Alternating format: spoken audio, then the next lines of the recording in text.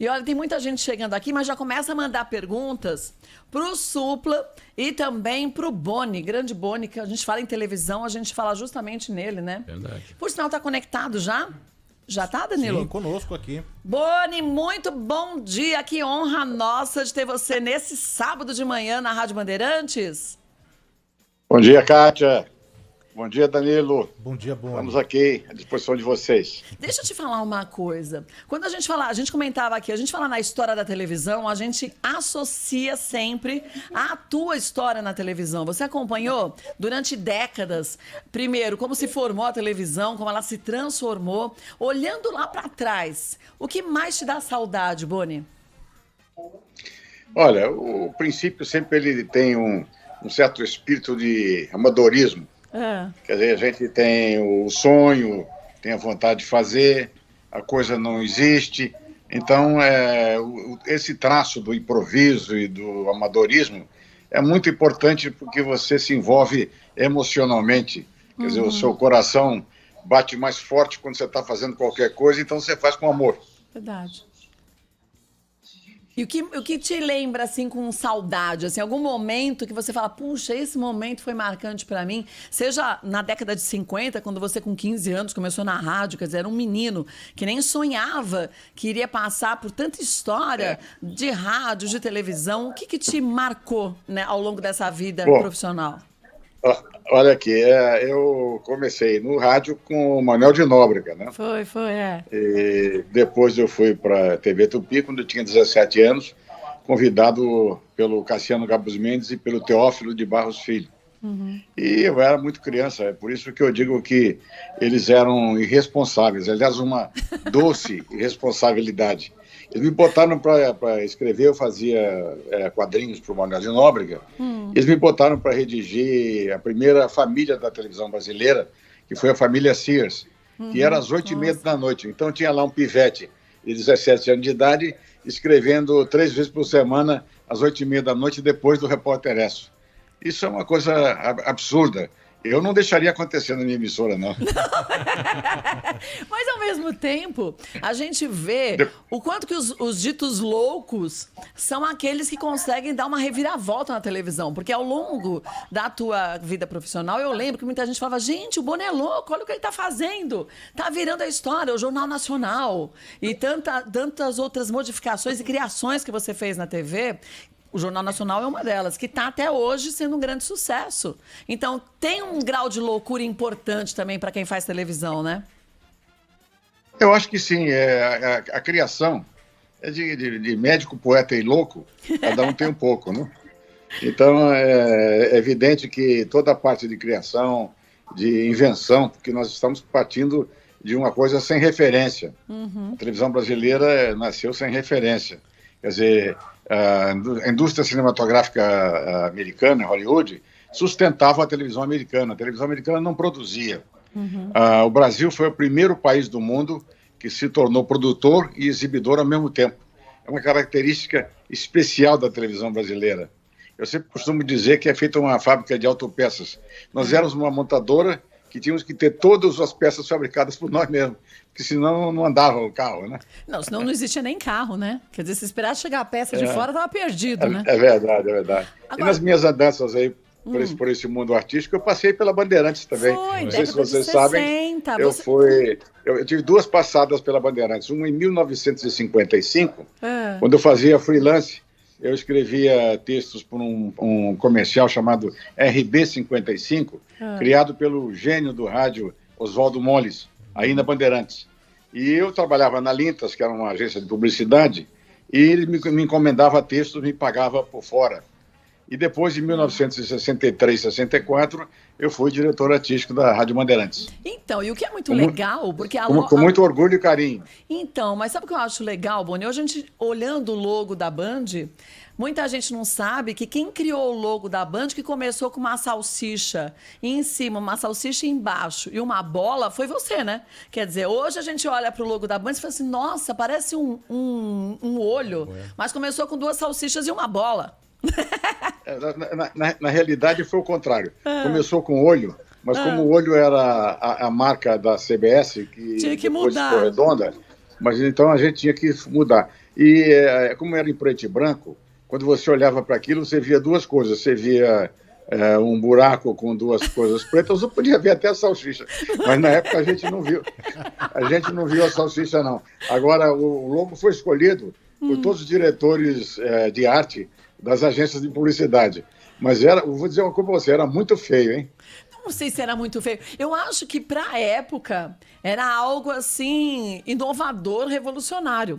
Tanto que até tem histórias de bastidores aqui da Bandeirantes, histórias que a gente sabe que as pessoas contam com muito orgulho, que nessa época que você estava aqui na Rádio Bandeirantes, nesse tempo que você trabalhou na coordenação e direção artística, você tinha o sonho de ir rapidamente para a televisão. E a TV Bandeirantes, na verdade, só conseguiu ser inaugurada em maio de 67. Então, né, porque atrasou, foram duas vezes. A TV Bandeirantes foi caçada, uma por Juscelino Kubitschek, se eu não me engano, e a outra foi por Jânio Quadros. Então, foi adiando a estreia da TV Bandeirantes. Eu acho que se você não tivesse saído nesse miolo, você estaria até hoje na TV Bandeirantes, como você fez história também na Rede Globo, né? Kátia, na verdade, eu fui contratado pela Bandeirantes para a televisão Bandeirantes. Eu não fui contratado para a rádio. E como a televisão estava atrasada, eu fui passando um tempo no rádio. Tanto que quando inaugurou aí o prédio... Aliás, eu participei muito da construção do prédio. Muito legal, né? E quando inaugurou o prédio, a Rádio Bandeirantes transferiu-se aí para o Morumbi, eu estava na Bandeirantes ainda. Mas a emissora não saía, ela demorava muito. Não só faltavam questões de equipamentos, como faltava dinheiro para tocar a emissora. Mas eu fui aí eu fui para o Morumbi. Eu tive o João Saad, que é uma pessoa adorável, e foi o dono e proprietário inicial da Rádio Bandeirantes. Ele me deu um terreno aí do lado da emissora onde vocês estão e me deu de presente, porque eu ia trabalhar aí, eu ia trabalhar na televisão. Que legal. E eu depois, como demorou muito, eu acabei saindo. E até eu quis devolver o terreno para o João Saad, e ele falou assim, não, eu não te dei esse terreno pelo que você vai fazer, eu te dei esse terreno pelo que você já fez. Que legal, uma pessoa fantástica, esse João Saad, o Johnny também. Eu tenho uma paixão muito grande pela Bandeirantes, e sou muito amigo do Johnny, que eu adoro ele como pessoa. Eu acho que quando a gente fala que a Bandeirantes, de uma forma geral, é uma família, é uma grande verdade. Porque eles tratam dessa forma mesmo. Sabe aquela gratidão e valorização do que cada um faz, do quanto cada um se dedica. E é difícil hoje, nesse mundo corporativista, a gente enxergar pessoas dessa forma, né? Não, porque você perde. Se você fizer olhar para a televisão, que é de alguma forma o meio artístico, o meio cultural. Se você olhar para ela apenas como uma empresa e pensar que ela é um banco ou uma fábrica de salsicha, realmente não tem sentido você fazer isso aí. Porque a comunicação é uma coisa, é uma arte brilhante. Só para terminar o negócio da Bandeirantes e da família que você falou, as festas de São João, aí na Rádio Bandeirantes, famosas, que reunia, né, todas as emissoras, era a festa do Seu João, não era do São João, era do Seu João. E era uma família. Eu muitas vezes dei docinho na boca do Johnny.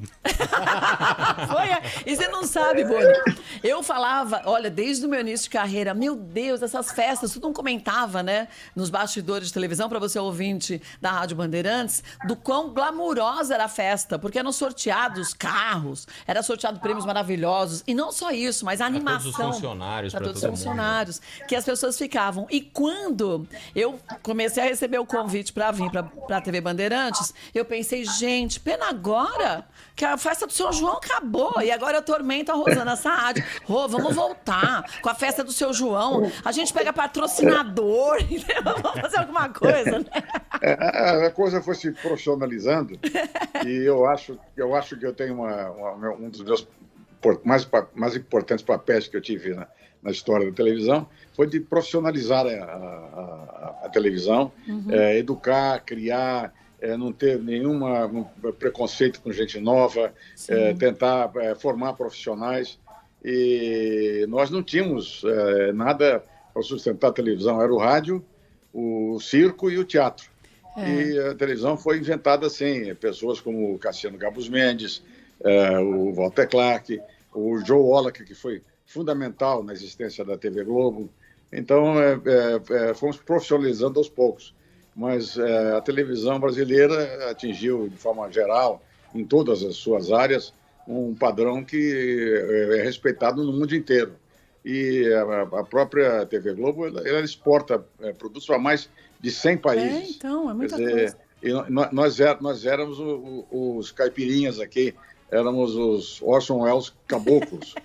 Então, mas a coisa acabou dando certo. Eu acho que se deve ao talento do artista brasileiro, a capacidade dos autores. O Brasil é muito rico em talentos e vocês aí na Bandeirantes estão lotados de gente fantástica. É verdade. Então, eu sempre acompanho a Bandeirantes, eu sou um ouvinte, ou aliás, um espectador contínuo do Jornal da Bandeirantes na televisão. Muito bom. E acho que tudo que a Bandeirantes está fazendo, abrindo a sua imagem para diversas plataformas, é uma coisa extremamente interessante, porque não há futuro se você não operar em todas as plataformas existentes. Já aproveitando que você disse isso, a gente teve, eu acho que no tempo do rádio, quando a televisão começou a surgir, as pessoas diziam, o rádio vai acabar. Depois, a FM chegou, a rádio AM vai acabar. Aí depois, agora chegou a internet, a televisão vai acabar. E a gente vê... Os streams, né? Os streams. Então, agora as televisões não colocam mais filmes. E a gente vê que é justamente o oposto. Cada forma, eu acho, de comunicação entra para somar e para complementar. Você imagina a televisão daqui uns 10, 15 anos unindo cada vez mais a internet junto, Boni? Não, é o mesmo mundo. Para mim, internet e televisão, tudo isso é o mesmo mundo. Porque a internet nada mais é do que uma distribuidora, uma outra plataforma. Mas o que importa é o conteúdo, o que importa é a questão da produção do que vai ser exibido. E a televisão vai ser sempre os grandes produtores de conteúdo, como a Globo, Bandeirantes, vão prosseguir, porque o que importa não é o meio, o que importa realmente é a mensagem. Olha, e de pensar que há 70 anos, Assis Chateaubriand teve a brilhante ideia de trazer a televisão para o Brasil e muita gente nem imagina que o Assis Chateaubriand, pensam só na televisão, mas além da televisão que modificou a vida de todo mundo, ele ainda foi fundador e co-criador do Museu de Arte de São Paulo, do MASP. Então, quer dizer, um homem que, imagina, naquela época, esse sim as pessoas deviam achar que ele era ultra completamente maluco, né, Boni? Não, mas ele não era, ninguém achava, não, ele era mesmo. Ele era muito doido. Você tinha certeza? Imagina você que ele montou a TV Tupi aí em São Paulo, evidentemente com o auxílio dos patrocinadores que naquele tempo ajudaram a fazer a Antártica, era a Wolf, era o Moinho Santista, que deram dinheiro para ele, porque ele não se incomodava em pedir e apertar o cara, não. O negócio era na base do achaque. Então ele arranjou dinheiro para fazer a TV Tupi, sem saber como é que era o mercado ia reagir. E além disso, ele montou mais umas 7 ou 8 emissoras nas capitais, principais capitais do Brasil, sem ter a menor ideia se havia cobertura comercial para essa coisa. Como ele também. E o museu também ele fez assim. Do mesmo ele chegava jeito. no cliente assim, ou você me dá um quadro, ou então vou lascar o pau em você. Então, era meio uma pressão, né? Então, é com essa arte que ele montou o Museu de Arte. Então, olha isso. Agora, você sabe que a TV Bandeirantes vai fazer um documentário esse ano de Assis Chateaubriand. E se você pudesse dar um depoimento pra gente, seria muito legal para enriquecer mais ainda. Eu sou um fã absoluto do Chateaubriand, porque o louco com alguma lucidez, o maluco bonito, é um espetacular, né? Então, o Chateaubriand não existiria televisão se não fosse o Chateaubriand. Como empreendedor, ele foi o mais importante empreendedor do Brasil, não tenha dúvida. Agora, como que você enxerga... Você falou há pouco, né, de grandes profissionais que dedicaram, eu não digo nem só a sua vida profissional, mas a sua vida mesmo à televisão. A gente tem agora uma situação que a Rede Globo está passando, o mundo está passando, né? De uma readequação desses grandes profissionais. Então, a gente teve Glória Menezes, Tarcísio Meira e outros grandes profissionais que, na verdade, cresceram a televisão, formaram a televisão com seus talentos e hoje sendo dispensados. Como você, que é um homem que valoriza tanto a pessoa, não só o profissional, mas a pessoa e a gratidão, enxerga esse novo momento que a gente está passando na TV? Bom, eu tenho uma visão muito particular disso, especialmente porque eu fui testemunha, eu fui protagonista desse acontecimento inicial. Essas pessoas, como você citou aí, Tarcísio, Glória, a própria Regina, Francisco Coco, o Daniel Filho, Sim. que foi muito importante na história da televisão brasileira, essas pessoas vieram naquela época, em 1967, a meu convite, vieram acreditando em uma ideia. Eles não foram contratados pela TV Globo porque não havia dinheiro. A TV Globo tinha praticamente ido quase à falência. O doutor Roberto teve que empenhar tudo que ele tinha na vida dele para recuperar os prejuízos iniciais da TV Globo. De forma que eu não considero essas pessoas contratadas da TV Globo, considero sócios, investidores. Sim. Essas pessoas jamais poderiam ir embora, porque eles não. Você pode encerrar um contrato, mas você não pode demitir o teu sócio. É verdade. Eles são investidores da TV Globo, não são contratados da TV Globo. Não é a TV Globo inteira, mas tem umas 10, 15 pessoas ali que teriam que ser mantidas para o resto da vida. Contrato vitalício, eles não foram lá por dinheiro, eles acreditaram numa ideia. Então, eles são responsáveis pela construção da TV Globo. Você vê a televisão hoje um pouco mais fria, uma vez que as pessoas não pensam em situações assim? Eu acho que tem hora que a gente tem que pensar profissionalmente, no sentido de você pensar em dinheiro, em estratégia financeira. Mas tem hora que você tem que pensar dessa forma, com um lado um pouco mais humano, de gratidão. Você acha que hoje as pessoas são mais frias nesse sentido, Boni? Eu acho que, na realidade, a gente tem que imaginar que o mundo todo caminha para essa frieza, o que é uma pena. É uma pena. Eu lamento muito. Mas a televisão é um negócio como outro qualquer. Ela existe para ganhar dinheiro, ela é um veículo de publicidade que presta serviço também. Quer dizer, não só entretenimento, como jornalismo, como serviço público, mas, de qualquer forma, a televisão se diferencia de qualquer outra empresa porque ela trabalha basicamente com uma coisa chamada talento. Pode ser talento no jornalismo, pode ser talento na dramaturgia, talento musical, o que for. E ela lidando com isso, ela não tem condição nenhuma de imaginar que ela pode simplesmente se focar no lucro e nada mais. Se não fosse assim, não teria, por exemplo, a TV Globo não teria surgido.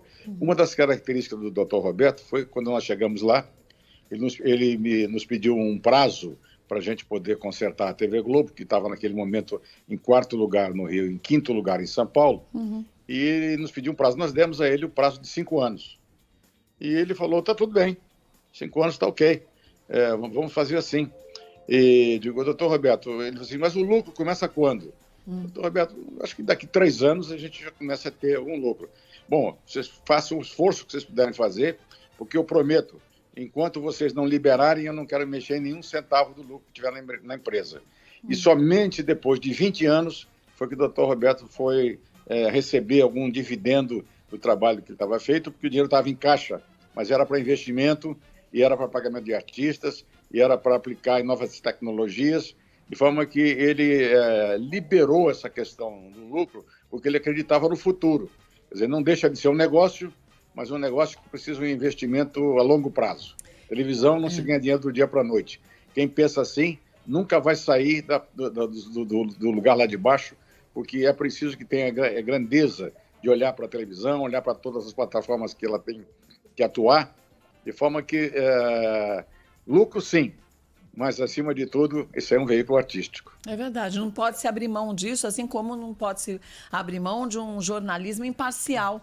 E isso é muito importante, você falou do Jornal da Band aqui, e a gente vê justamente isso, é a credibilidade. E eu acho que esse é um ponto tão importante nos dias de hoje, que a gente vê tanta gente fazendo justamente o oposto, e existem as grandes marcas aí, Rede Globo, Bandeirantes, que conseguem firmar isso. As pessoas podem discordar de algumas coisas, alguns pontos de vista, mas não dá para negar a qualidade e a dedicação para mostrar de fato tudo o que acontece no mundo, não só no país, porque hoje eu acho que fazer televisão está muito mais difícil, porque junto com a internet, em 5 segundos, você está sendo informado do que tem do outro lado do mundo. Você acha que às vezes é um peso muito grande também para o jornalismo isso, para você estar sempre atualizado, Boni? Não, eu acho que é fundamental. Esse é o papel do jornalismo. E voltando um pouco atrás, um pouquinho de saudosismo, nós criamos aí na Bandeirantes os titulares da notícia, com o Alexandre Kadunk, na rádio, que foi um marco no jornalismo radiofônico. A Globo faz um jornalismo extraordinário, bem feito, a Bandeirantes espetacular, em todos os seus programas. O Canal Livre é um dos primeiros programas absolutamente livres e de debate na televisão. A Bandeirantes foi pioneira nas eleições, nos debates e coisas desse tipo. De forma que o jornalismo exerce um papel fundamental. Eu nunca tive muita paixão por uma televisão eclética. Eu sempre gostei muito mais de qualquer outra coisa do jornalismo. Mas é evidente que você precisa ter dramaturgia, você precisa ter música, precisa ter tudo isso. Mas o jornalismo é a essência da televisão e é o jornalismo que vai permitir que a televisão exista durante um longo tempo. Eu acredito que ela vai dobrar o tempo que ela já tem. Bota mais 70 nisso aí. Pelo menos, né? Eu também acho. Quer fazer pergunta, Rô? Quero. Olá, Boni, Ricó, tudo bem? Boni, deixa eu fazer uma pergunta. Como vai? Tá bem, querido? Tudo ótimo, graças a Deus. Deixa eu fazer uma pergunta. A audiência, a gente trabalha por audiência, pelo Ibope minuto a minuto na televisão. E atrás dessa audiência, a gente acaba, às vezes, abrindo mão de coisas que seriam interessantes para o povo, né? O quanto é interessante você ir atrás do número e o quanto é interessante você ir atrás do espetáculo legal e do que você acha que é o certo para o conteúdo? Bom, a audiência, na verdade, só interessa o departamento comercial e ao anunciante. Essa pesquisa de audiência, ela não te traz nenhum conhecimento. Então, a primeira coisa que eu acho é o seguinte, a pesquisa fundamental para te dar norte, para você aprender, para você ver o que você quer fazer, para ver o que o público quer, não necessariamente para você atender o público. Então, a audiência é fundamental, porque sem ela não tem faturamento. E quem sustenta a televisão é o anunciante. De forma que você tem obrigação de olhar para a audiência, mas não pode correr atrás dela. Não há como você fazer uma televisão de qualidade boa se você não fizer as duas coisas. Outra coisa é o seguinte, eu sempre coloco de uma maneira muito primária de que a gente deve colocar assim uma isca na frente para o espectador vir atrás. Quer dizer, nós temos que estar sempre na frente do espectador. Ele tem que vir atrás da gente, porque você consegue melhorar o telespectador, consegue melhorar todos os níveis artísticos do país se você faz uma televisão de qualidade. Agora, se você realmente se preocupa só com a audiência, é melhor você fazer outra coisa qualquer. A televisão não é isso. A conquista da audiência, o sucesso não pode ser punido, mas ele tem que ser obtido com televisão de qualidade, bem feita. Eu me orgulho, por exemplo, na minha época, ter investido muito no jornalismo e também na dramaturgia. Só de autores de fora da televisão, eu usei 282 autores para fazer material de qualidade com audiência extraordinária. De forma que essa postura de fazer televisão para a audiência, apelar, que é o termo correto, é absurdo. Porque você, trabalhando paulatinamente, devagar, você consegue que o público te entenda e mesmo depois o público não aceita mais a coisa ruim. Você evolui. Agora, se você mergulha para baixo, você vai acostumando o público também a querer porcaria. Se você começa a relaxar na sua programação e diminuir a sua qualidade, o público abaixa junto com você. Nós somos líderes do público, o público não é líder da gente. E aí tem o hábito, né? Porque televisão é hábito também. Tinha muita gente que falava assim, eu tô acostumada a chegar em casa, assistir isso e não mudo o meu dia a dia. E quando se cria esse hábito, é justamente isso. O Boni criou esse hábito na televisão. O Boni criou esse hábito com as novelas. O padrão Globo de qualidade. Outro dia eu estava lendo uma colunista de jornal e ela dizia que o hábito estava obsoleto, porque agora, com a questão do streaming, e da pluralidade de opções que você tem para assistir, que o hábito estava obsoleto. Não é verdade. O hábito vai ser permanente. O que acontece é o seguinte, as pessoas mudam de hábito, adquirem outros hábitos. Então, cabe à televisão lutar para que ela se mantenha, como está até hoje, na ponta do interesse, para que ela tenha a liderança absoluta do interesse do público e que possa conviver com as outras plataformas. Ela vai poder fazer isso, eu acredito muito. Agora, a gente vê que hoje, quer dizer, hoje não, de uns anos para cá, vai uns 15 anos para cá, mais ou menos, daí um pouco mais, a população brasileira, de uma forma geral, e em grandes países também isso acontece, as pessoas curtem demais os reality shows, mas de todos os segmentos, desde Big Brother, Fazenda, musical, ou então reality de gastronomia, como a gente tem o MasterChef, que é um grande sucesso há tantos anos. Você curte reality show? Você assiste? Você gosta, Boni, ou não? Olha, o reality show, de certa forma, é a vida real. A ficção é uma coisa super interessante porque ela abre a imaginação de uma maneira espetacular. Se você gosta de literatura, se você gosta de coisas interessantes e tal, você vai direto para a televisão. Agora, quando a televisão se apaixona pelos reality shows, eu acho que é um exagero. Só desse negócio de MasterChef tem uns 10 na televisão. Tem. Quer dizer, Todas as quando faz o emissoras Big Brother, aparece depois. a Fazenda. Então, tudo aquilo que é cópia da cópia da cópia acaba cansando. Eu não sei quanto tempo dura um programa, quantas edições um formato desse suporta. Eu não sei por quanto tempo nós vamos suportar os mesmos formatos. Quer dizer, novos jogos, porque não passa de um jogo, reality. Quantos jogos reais nós vamos ter no futuro. Mas sempre que como o conteúdo é a vida real, ele tem um interesse, porque o maior espetáculo do mundo é o homem. Agora, em cima do que o Boni falou, deixa eu fazer uma pergunta. A gente vem com a globalização, antigamente, na época que o Boni estava contando, logo no início da televisão, vocês criavam as coisas. O brasileiro, ele usava a criatividade para criar novos formatos, vir novos apresentadores, novos talentos. Hoje, com a globalização, a gente vira meio um iPhone. O que funcionou fora, a gente vai acreditar naquilo e vai trazer para dentro. E as grandes criações de formatos brasileiros andam sumindo, porque não andam investindo em pessoas novas que, vamos criar um formato novo para televisão. Não, vamos trazer de fora, né? Porque lá fora já funcionou. Não precisamos chegar aqui, às vezes não funciona. E a gente acaba virando um robozinho em cima de execução e a gente não cria mais. A gente está perdendo isso com a globalização, com o que está acontecendo no mundo. O que você acha disso, mãe? Muito correta a sua observação. Nós fomos, no passado, criadores de formato. Eu mesmo participei da criação de 2 formatos que foram exportados para o mundo inteiro. O Você Decide foi até adquirido pela BBC de Londres. Quer dizer, passou na televisão americana, na televisão inglesa, na televisão francesa, na televisão espanhola. E o Fantástico foi para várias emissoras, porque o Fantástico foi o primeiro magazine, no sentido de você não dividir, porque o 60 Minutes da CBS ele era dividido em 3 segmentos de 20 minutos. Mas o Fantástico foi dividido em vários segmentos como um mosaico. E isso aí foi para a Itália, foi para a Europa inteira, esse tipo de coisa, e às vezes algumas coisas com o nome mesmo. Na BBC era You Decide. Então, o Fantástico era Fantástico na Itália. Nós exportamos muita coisa. Hoje nós somos importadores de formato. Isso é muito ruim, porque, de certa forma, torna você dependente da criação de fora. Quando, na realidade, você devia exportar, está importando.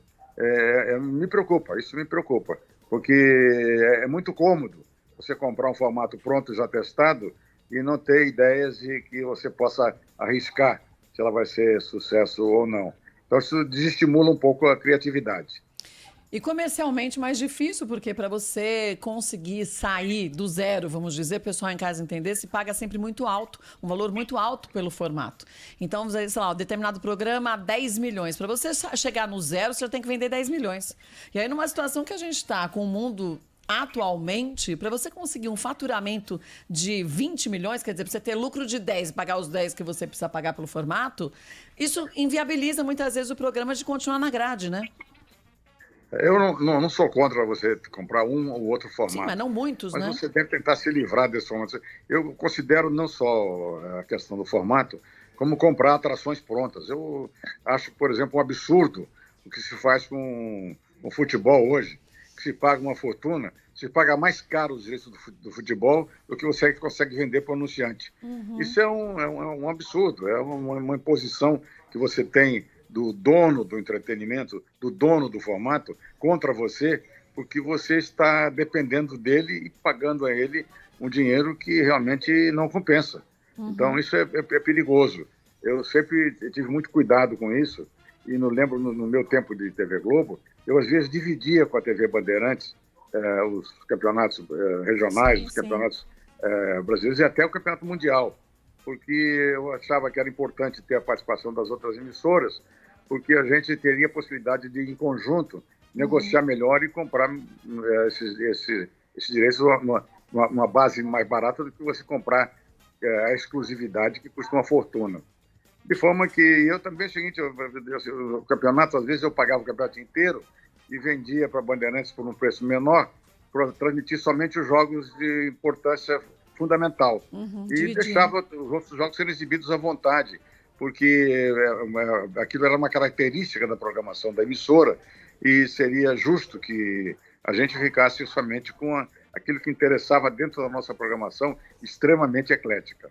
O Danilo quer perguntar para o Boni alguma coisa? Bom dia, Boni. Tudo bem? Disposição. Ô, Boni, pergunte o que quiserem. Sem medo. Antes de fazer uma pergunta, queria só contar uma rápida passagem, uma curiosidade. Eu até trouxe aqui o livro do Boni, né? Eu estive na noite de autógrafos aqui do livro do Boni em São Paulo. Tá devidamente autografado, viu, Boni? Ele guarda como um troféu, Boni. Guardo com muito carinho, é verdade. Eu fui guardo pegar e mesmo. falar assim, deixa eu ver. Obrigado, Não. Obrigado. Não, e você sabe, Boni, que nesse dia eu cheguei cedo, tava lá na fila pra autografar e de repente ali um tumulto na livraria, um burburinho daqui, um burburinho de lá, flashes e, claro, a chegada ali de uma pessoa importante, né, de uma rainha, e era a Hebe Camargo. Eu era o próximo a ser chamado pra ter ali o livro autografado. E a Hebe pegou na minha mão e falou assim: Gracinha, deixa eu furar a fila, deixa eu passar na frente que eu quero dar um beijo no Boni. E foi verdade, porque ela te tascou uns 3 selinhos ali, né, Boni? Olha, eu era muito amigo da Hebe Camargo, eu tinha paixão por ela, era uma pessoa fantástica. Nós saímos às vezes para jantar e tomar vinho. De vez em quando eu chegava em casa, tinha tomado um pouco mais de vinho, daí minha mulher assim, com quem que você andou? Eu digo, eu fui jantar com a Hebe Camargo e ela me trouxe aqui em casa. Vou ligar para ela. E ligava, e a Hebe estava lá e confirmava, né? Agora é o seguinte, a Hebe me perguntou uma vez: ô Boni, por que você nunca me contratou, nunca me fez uma proposta? Nós somos muito amigos há muitos anos, desde a Rádio Nacional em 1950, em São Paulo. Por que você nunca me convidou para a TV Globo? Eu digo, por uma simples razão: jamais você teria a liberdade que você quer na TV Globo. Então, em nome da proteção da sua carreira, eu jamais te convidei, porque você ia lá e eu te cortar as tuas asinhas. E Hebe não era nada se ela não tivesse um espaço? O grande diferencial dela era esse, né, Boni? Exatamente. Ela sempre dizia assim: olha, muito obrigado, muito obrigado. Isso ia atrapalhar a minha vida. Que imagina você contratada com o estardalhaço para a TV Globo e depois eu pedir demissão. Ia ser horrível. É verdade. Então, ficou melhor assim. Era um pássaro engaiolado, né? Não tinha como, era livre, não tinha outra forma, né? Não. E na Globo, como tinha uma posição muito forte editorial do Dr. Roberto, é evidente que ela teria limitações. Então eu não podia levar a Hebe para a TV Globo. E depois, naquele tempo, a censura estava apertando muito. E nós estávamos com vários problemas com vários artistas. A Dercy Gonçalves fazia um programa dela ao vivo, era campeão de audiência absoluta em todo o Brasil. Depois eles exigiram que fosse gravado para poder editar. E ela gravava 2 horas, sobrava 15 minutos. Sim. Então, tornou-se inviável. E aí, o Chacrinha foi preso. Quando acabaram o programa dela, ela falou que... Ela botou a culpa em todo mundo quando acabou o programa, menos no Boni, né? Ela te defendia no E eu trouxe ela de volta depois para fazer dramaturgia. Ela foi fazer, depois que Rei Sou Eu, e foi um sucesso danado. Mas, assim, o Chacrinha foi preso aí na Bandeirantes. Ele saiu daí da Bandeirantes direto para a cadeia. Então. No programa. Porque a dona Solange chegou aí para discutir com ele o programa. Ele falou assim: quem é a senhora para discutir o programa comigo? Se eu sou chefe da censura, ela não tinha crachá? Eu disse, é porra nenhuma. E foi preso. Pronto, já era, né? Ô, Boni, Já foi preso. Ô, Boni, você sabe que você falou muito dos formatos que a Itália comprou Fantástico e também levou Você Decide. Você é um cara que fica de olho no que está acontecendo ali na TV latina, no que está sendo feito na Europa, nos Estados Unidos. É claro que você falou já dos formatos todos, mas você é um cara que gosta de consumir televisão de outros países? Você assiste? Não, olha, eu consumo, tem muita coisa para consumir, não dá para você consumir tudo, mas é o seguinte, primeiro eu viajo muito e eu passo uma parte do meu tempo em Nova York porque eu tenho algumas coisas de negócios em Nova York, então eu passo algum tempo lá. Eu fico vendo televisão em todo lugar que eu vou, no mundo inteiro. Eu sou sócio da NAB, que me manda todos os dias um e-mail dizendo o que está acontecendo no mundo e me chama a atenção para alguma coisa que eu vou lá, pelo menos, dar uma espiada. Quer dizer, eu não assisto como espectador, eu assisto como uma obrigação que tem, por exemplo, como um médico de estar atualizado, um professor estar atualizado. Eu assisto para aprender. Eu quero saber o que tem de novo para poder fazer igual ou melhor. Agora, como você vê essas mudanças todas na televisão de uns anos para cá? Parece que um exemplo, programação infantil. As emissoras todas retiraram a programação infantil das suas grades e a gente vê as crianças hoje em dia que não são tão estimuladas, porque não tem o estímulo da criatividade. Então, são crianças que eu acho, no meu ponto de vista, que vão perder o hábito de assistir televisão. Isso não compromete também um futuro dessa geração e essa ligação importante com a chegada de conteúdo, né, em cima do hábito do que a gente está falando? Compromete, é uma pena. A televisão, né, ela tem que pensar não só no seu faturamento, como a gente já falou há pouco, mas também no serviço que ela tem que prestar. De forma que você não pode deixar uma emissora não ter programas endereçados ao público infantil, juvenil, porque você vai perder a sua fidelidade. No futuro, quando eles crescerem, eles vão estar vendo outra coisa, sim, porque eles não cresceram junto com você. É interessante e fundamental, por exemplo, que mesmo não havendo patrocinadores, os patrocinadores desapareceram dos programas infantis na medida de que as crianças deixaram de consumir os brinquedos convencionais e que a família é que decide a compra, na questão até dos alimentos.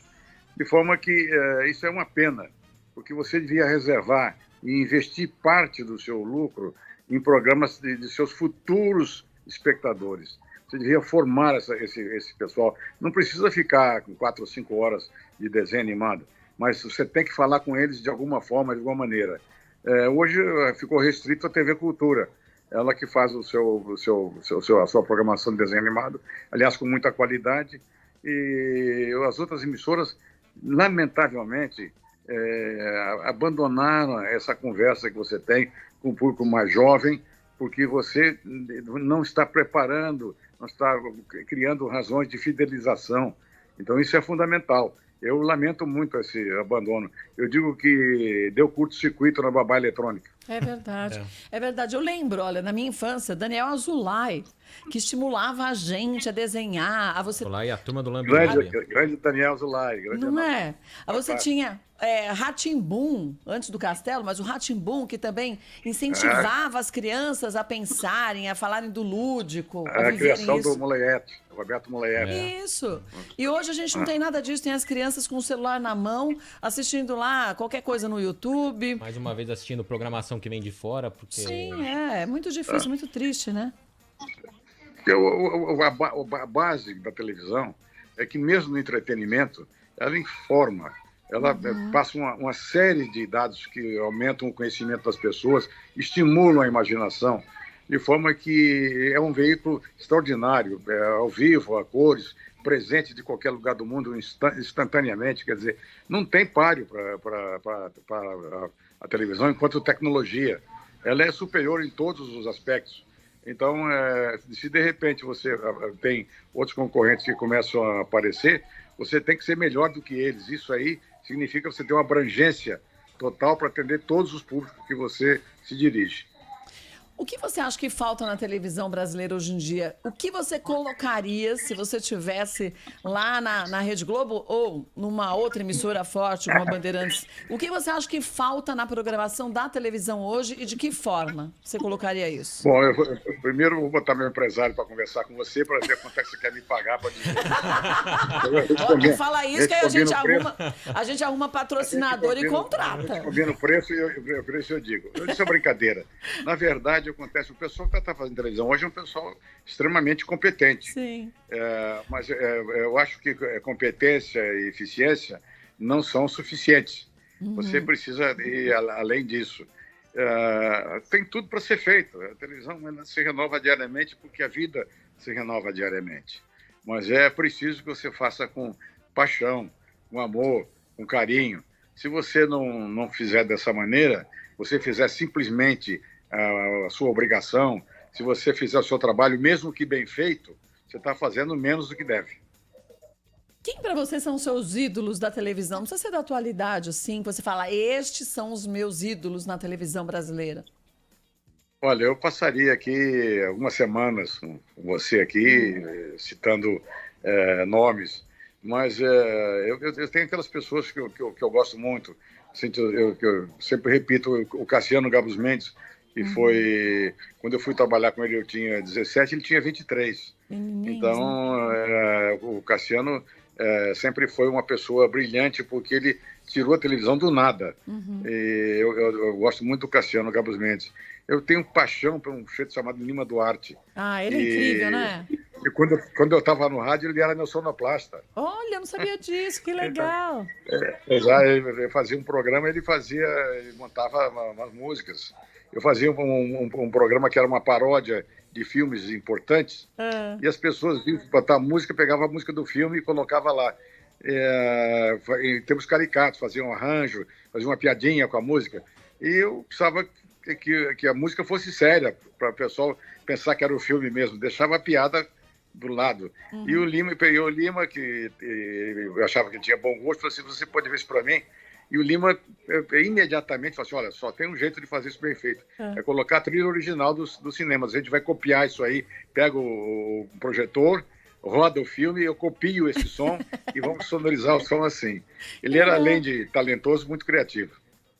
Olha, Dias Gomes também, né?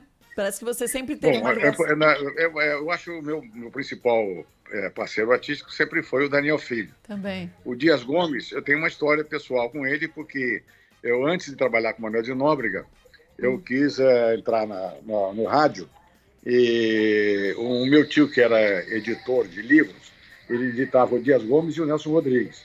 E mesmo assim foi a falência, hein? Olha, pois é. Agora, na atualidade, quem você gosta de assistir? Que você fala, olha, este tem um perfil que eu acho que é muito legal, dessa nova geração que vem chegando. Tem alguém? Não tem específica alguém que eu possa apontar, porque essas coisas têm relações afetivas, né? A gente carinho das pessoas que trabalharam com a gente. Quer dizer, não é questão de ser mais velho, ser do passado, ser do presente, mas eu vejo talentos incríveis na televisão, como atores e atrizes, e tudo isso eu vejo. Eu respeito alguns melhores do que os do passado, outros inferiores. Mas o importante não é esse, é que a quantidade de talento que tem no Brasil é uma coisa fantástica. E dá para fazer uma boa televisão de qualquer maneira, de qualquer forma, que você tem autor, tem diretor, tem tudo. Então, eu tenho imensas coisas que me desagradam, mas tem outras que eu sou apaixonado. Quer dizer, continua sendo assim. Eu acho que a produção de seriados, de minisséries, etc. Que começou com a gente lá no passado com Malu Mulher, Carga Pesada, Plantão de Polícia, essas coisas são sempre inovadoras e saem do mesmo círculo. Eu tenho várias ideias de coisas que deveriam ser feitas. Eu acho que a coisa está numa mesmice insuportável. E agora, não é falta de talento, é falta de estratégia, de pensar estrategicamente de como mudar isso aí. E não basta que a televisão seja vista do ponto de vista artístico. É fundamental que você tenha planejamento e tenha planejamento estratégico. Foi aquilo que você falou lá no começo da nossa conversa, que não adiantava as pessoas lá no início da TV, 70 anos atrás, acharem que iam investir um determinado dinheiro na televisão e iam pegar esse dinheiro logo de volta, esse investimento. Tem que ter paciência, não só ter paciência naquela época, mas nos dias de hoje também. E muitas vezes a gente quer tudo para ontem, né? Então, você investiu hoje, você quer que amanhã você já tenha o retorno desse dinheiro, e aí isso é impossível, né, Boni? Acho que isso dificulta muito a vida das emissoras de uma forma geral, esse tipo de pensamento. É muito difícil. É preciso que, se você tiver um plano, se você tiver estrategicamente preparado, você tem que ir direto nas pessoas que te sustentam, que são os anunciantes. Então, quando nós começamos na TV Globo, nós não começamos com o dinheiro da TV Globo, nós começamos com o dinheiro do anunciante. Sim. Nós fomos vender o nosso projeto, a nossa ideia, e conseguimos alguns parceiros inacreditáveis para poder a gente fazer o que era necessário. Porque a nossa proposta era o seguinte: nós queremos fazer uma televisão digna dos seus comerciais. Então, para isso aí, vocês precisam nos ajudar. E senão vocês estão fazendo comerciais maravilhosos e exibindo uma programação horrorosa. Então, é preciso que vocês tenham a consciência de que sem investimento essa coisa não vai mudar. E nós conseguimos bastante apostadores nesse processo. Foi daí que veio o dinheiro. O doutor Roberto não botou dele, não. Nós é que fomos arranjar no mercado. Então, e a gente vê hoje os grandes anunciantes com essa necessidade também, que se crie situações novas. Porque também eu acho que existe um comodismo na maior parte das emissoras. A Band já inovou também, mesmo no tempo da pandemia, ações comerciais linkadas ao conteúdo. E a gente não vê o departamento comercial como um inimigo do artístico. É como você unir o artístico e o departamento comercial de uma forma que o público aceite muito bem, porque você está oferecendo conteúdo para eles. Então, dá trabalho, mas depois a realização, tanto para o comercial como para o artístico, é fantástica, né? É verdade. Quando eu comecei em rádio, eu tinha horror ao anunciante. Porque eu não entendia direito o processo ainda, eu estava começando, eu só queria fazer a parte artística. E reclamava dos breaks que tinham que entrar anunciantes e tal. Depois, quando eu saí da televisão por um período e fui parar na agência, na Lintas, com o Rodolfo Lima Martensen, eu aprendi a importância do anunciante e passei a respeitá-lo. E foi para os anunciantes que nós fizemos inicialmente a TV Globo, dando a eles um público de qualidade, uma audiência qualificada que até então a televisão não tinha.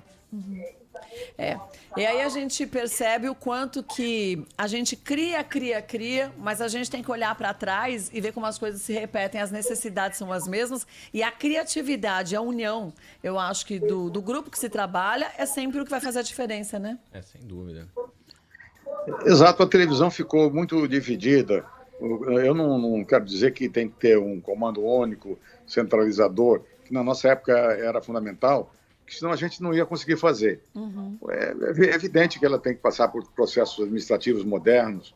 Tem aí hoje o Madia, por exemplo, acabou de editar um livro, que é o Mestre com Carinho, que é sobre o Peter Drucker, que é o cara que inventou a moderna administração. Mas a base de tudo isso aí é o planejamento. O base disso aí é a estratégia. Se você não pensa no todo, você não vai conseguir nada. Uma andorinha só não faz verão. Não adianta você fazer um programa genial se a sua emissora não for genial. É verdade. Então é preciso que o conjunto seja assim. Eu sou um apaixonado por televisão, meus colegas que estão fazendo televisão hoje são todos eles competentes, eu admiro todos eles, mas eu acho que no decorrer do tempo eles esqueceram que eles podem ser diferentes do que nós fizemos no passado. Eu vejo, por exemplo, eu ligo lá para a TV Globo, praticamente 80% dos títulos de programas, vinhetas, aberturas e tal, ainda são do meu tempo. E eu deixei a TV Globo faz 20 anos. Então, pois Quer dizer, encontro vários programas, vários formatos que eu deixei lá e que, na realidade, já não deviam mais estar no ar. Então, não é comodismo. É muito difícil você mexer numa coisa que está dando certo. Mas é preciso coragem. Então, sem ousadia, não há possibilidade de você inovar. Você só cria quando você não tem medo de errar. Então, você tem que fazer sem medo de errar e só não E o repetir errar o erro. é muito quer dizer, importante, né?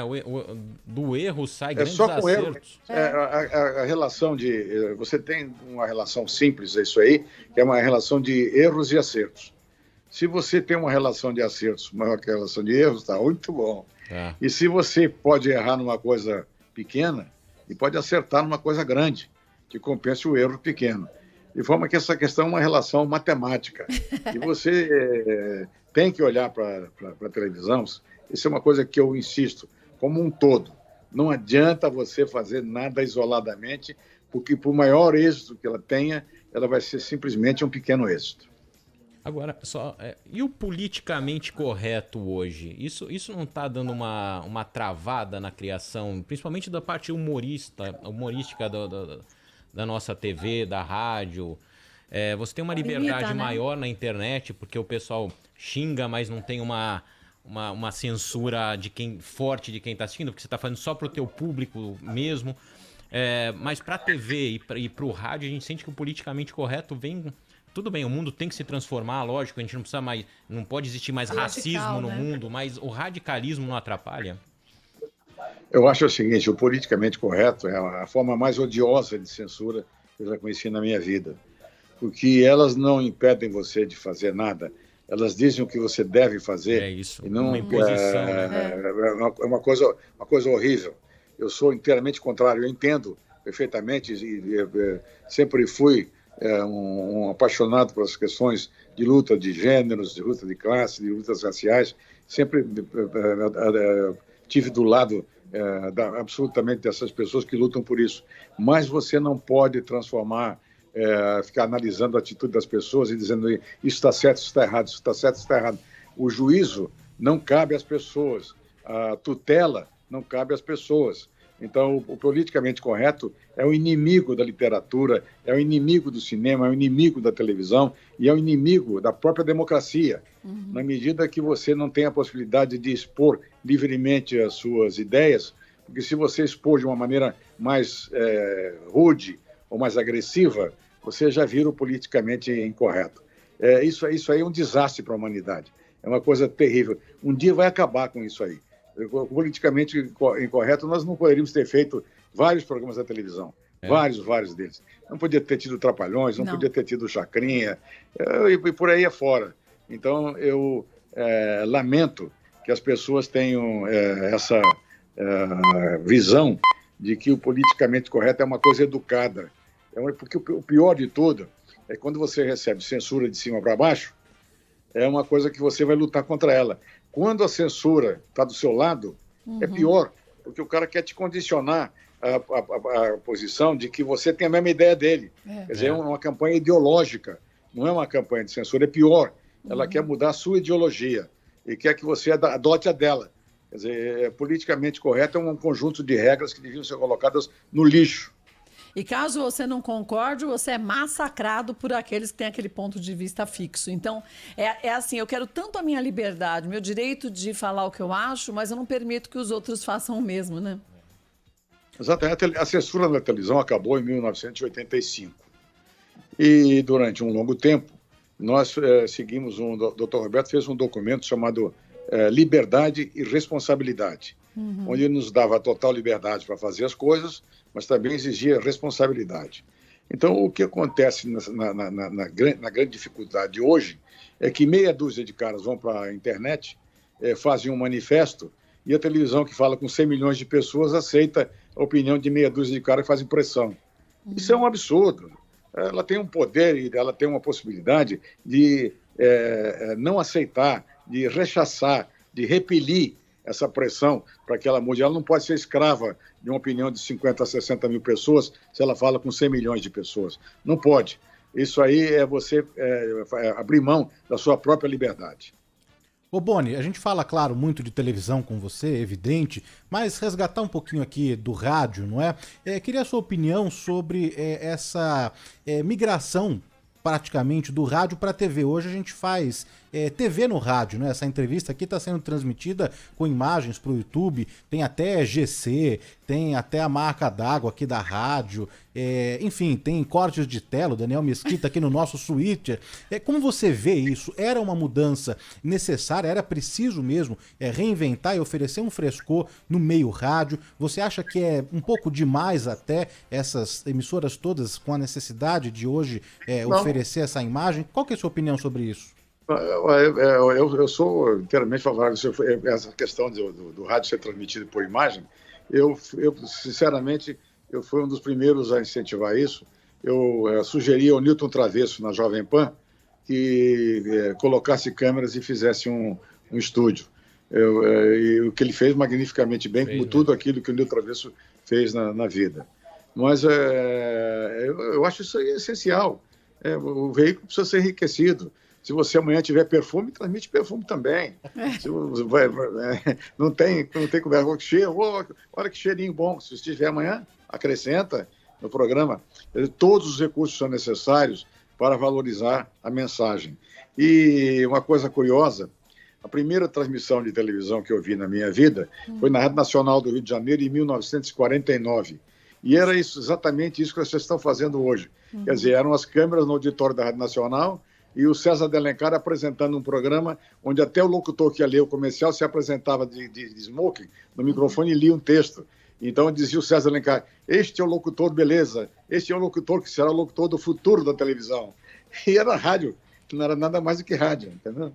Muito legal. Olha, queria agradecer demais sua participação, dizer que foi mais do que enriquecedor ter você com a gente no Do Bom e do Melhor. Eu acho que é a gente relembrar a essência da televisão brasileira, principalmente nesse ano que a gente comemora 70 anos, e que ao longo de cada década a gente viu a televisão se transformando. E agora, mais do que nunca... O Boni teve em todas as décadas. Todas elas. Né? E participando dessa também, que acho que vai ser uma das maiores transformações depois dessa pandemia passar, né?